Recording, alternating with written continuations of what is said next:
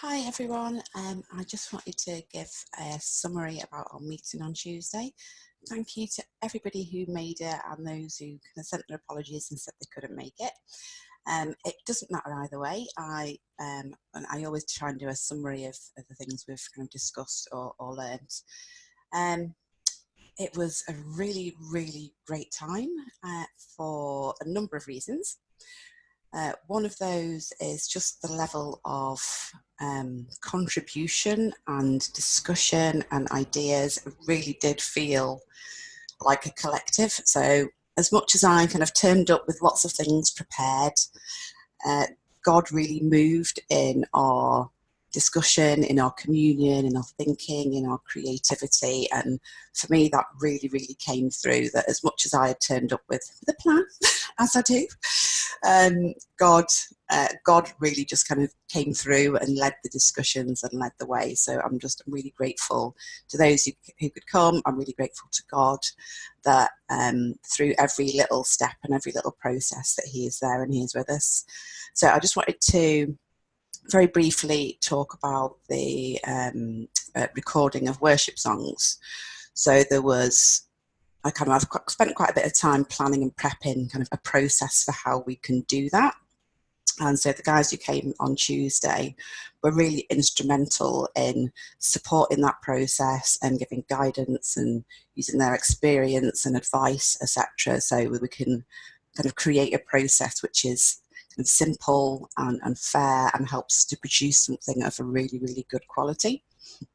But actually out of those conversations were some really key themes that I certainly didn't expect to be brought up. And again, just another sign that kind of God was guiding those conversations. So I just want to go through some of the themes that came out of our discussions. So one of them was around the focus on music and worship.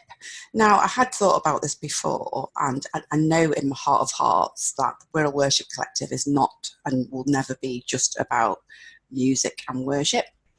But I think in looking at how we record things, it kind of raised the issue again. And I think there was a real consensus that actually we want to be able to open that up and open it up to art in its many forms.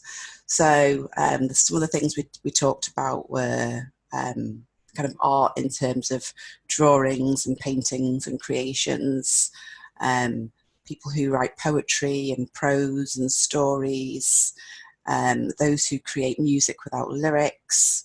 And I think we've got a real opportunity from a creative standpoint to collaborate on those things and potentially bring together someone's music without lyrics with somebody's poetry and a video picture of someone's art, and actually create, using all of those different elements, create some really visual, creative pieces which either share the message of Christ, or share something positive, or share someone's kind of journey with God, or any of those things. So I'm going to be making a few kind of changes to the website and other documents so that it's really clear that we're actually welcoming anyone with any kind of creative gifts to come and join the collective, contribute the things that you've got so that we can actually share our collective messages.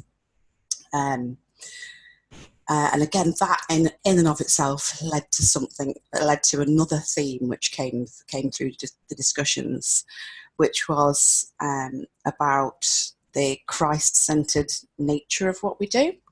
Now, there was no suggestion that should change, but actually there was a really, for me anyway, really poignant comment about making sure that we're not just doing things for church, and that's big C church and little C church, that actually we need to be looking to reach the lost and reach the broken, and that worship and creativity is an amazing way to do that, to actually connect with those who are maybe not yet Christians, or who are on their journey, or in situations where they feel desperate and hopeless. You only need to open your curtains and look out the window, or switch on the TV or your mobile to know the kind of desperate times that we live in.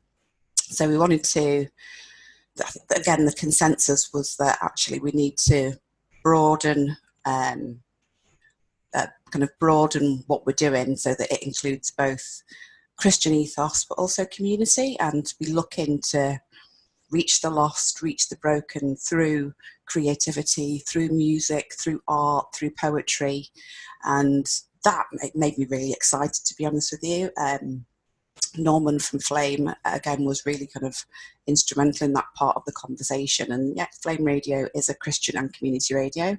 And I understand the reasons for that, because we all have a tendency, or a danger almost, of doing things internally. So we'll put on this event because we like it, and we'll do this music because we like it. It's what we want, and we're worshipping God, and that's great. It means not to say that is wrong, but actually Jesus called us to go out.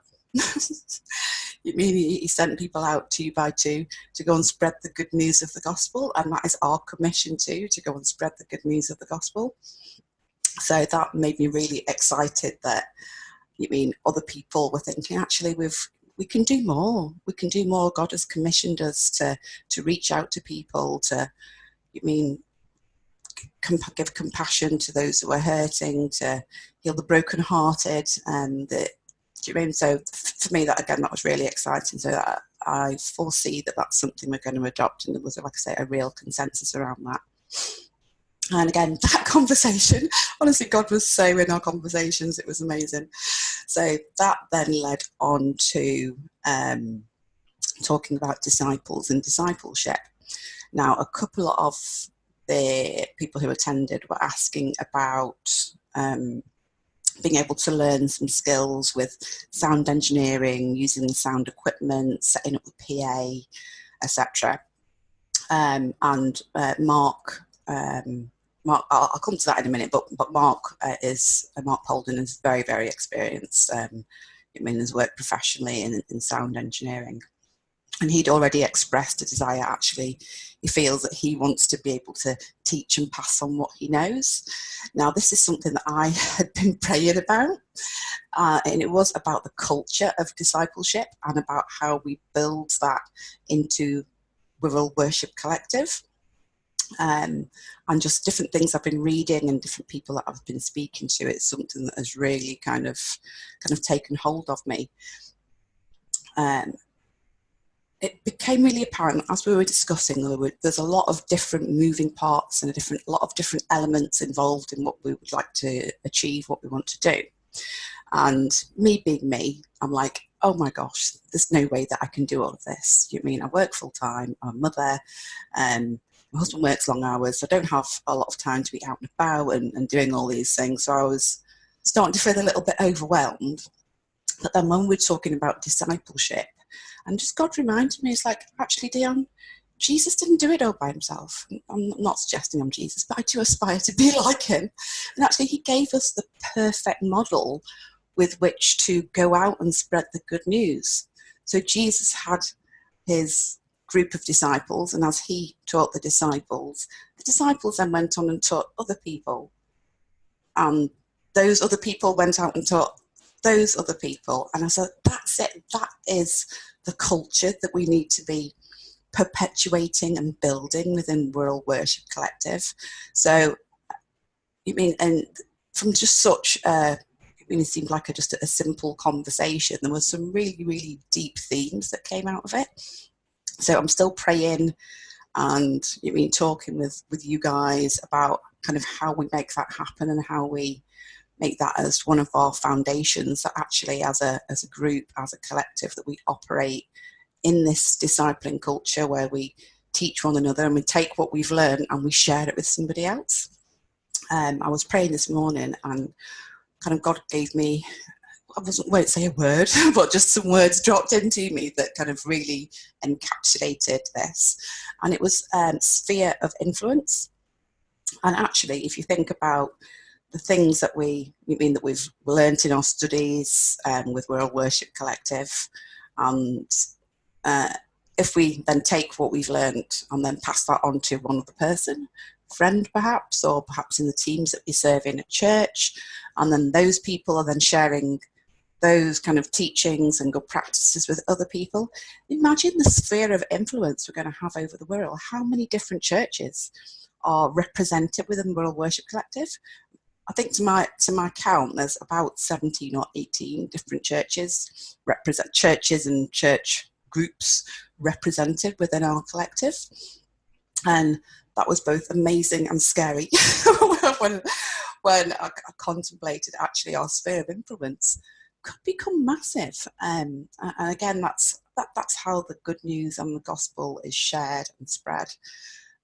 So again, there was a lot of really kind of deep, meaningful kind of insights and themes that came out of our conversations.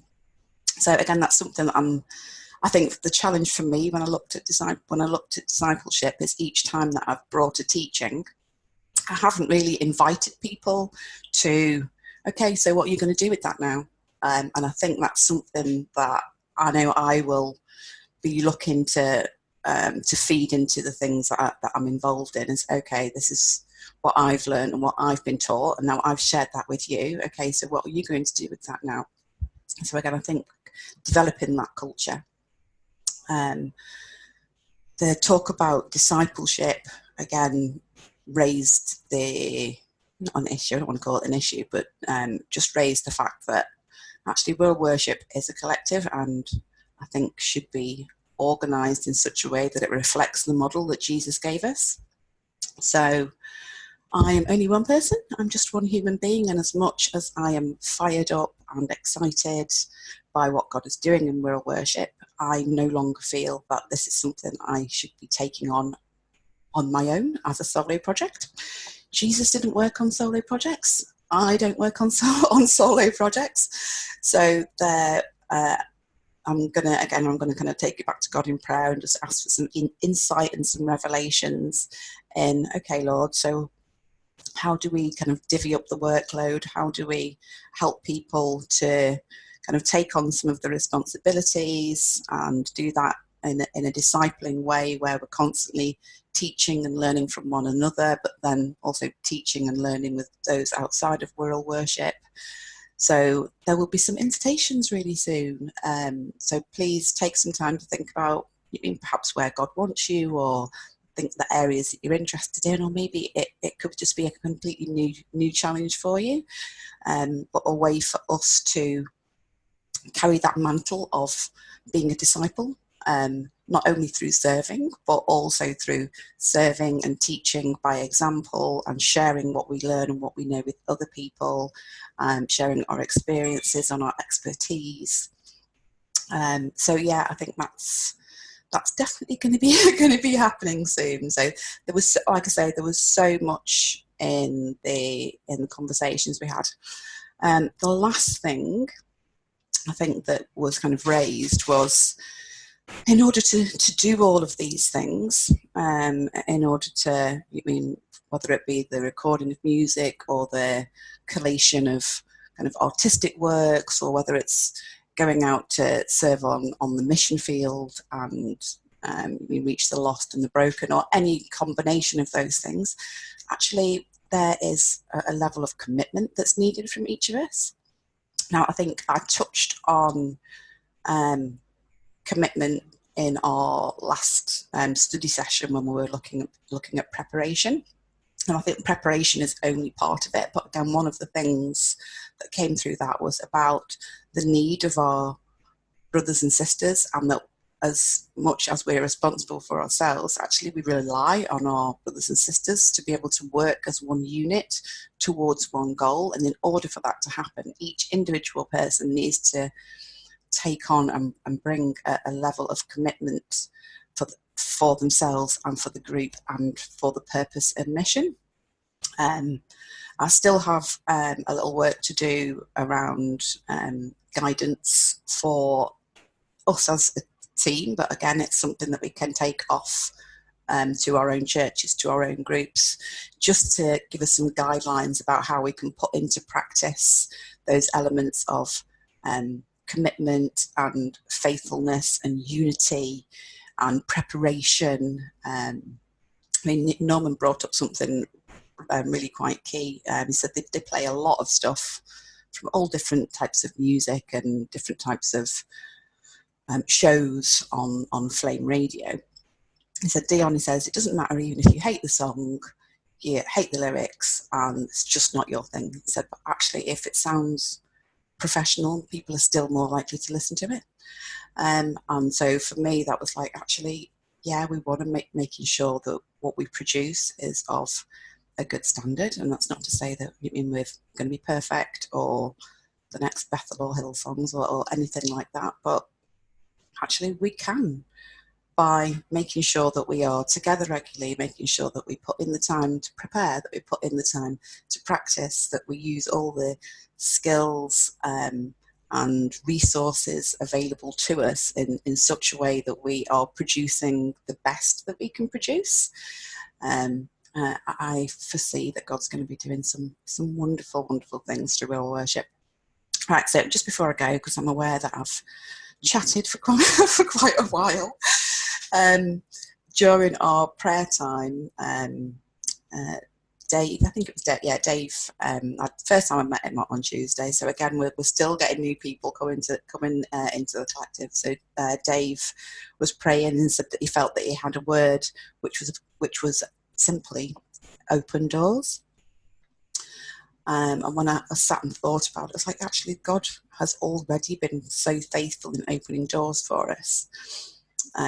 When I reflected on it, I realised that actually the doors that God has opened for a Wirral Worship Collective, 90% of those have been open doors to reaching the lost and the broken.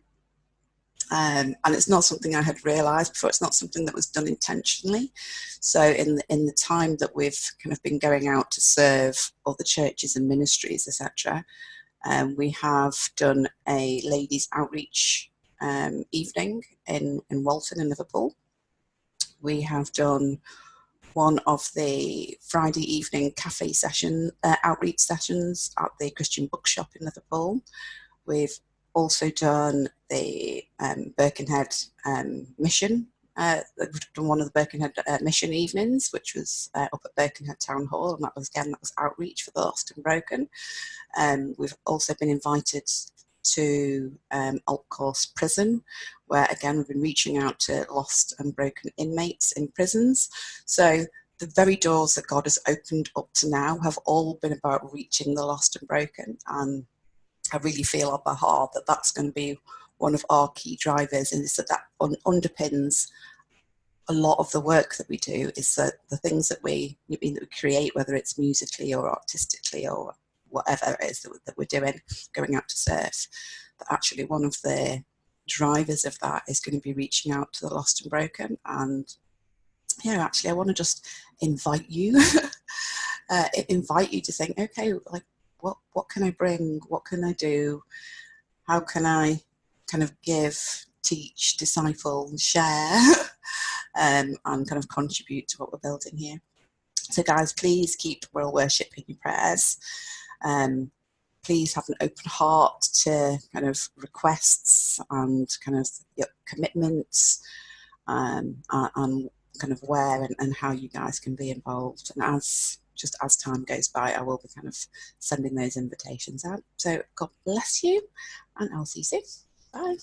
Oh, just before I go, actually, the information for recording, it is currently up on the website under the Music Hub tab.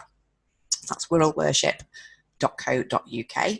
I am making some changes to that at the moment, but feel free to dip in and out and have a look. And if you've got any feedback or anything you think, oh, actually that's not quite right, and what about this, please feel free just to drop me an email or a text or a Facebook message. Okay, God bless. Bye-bye.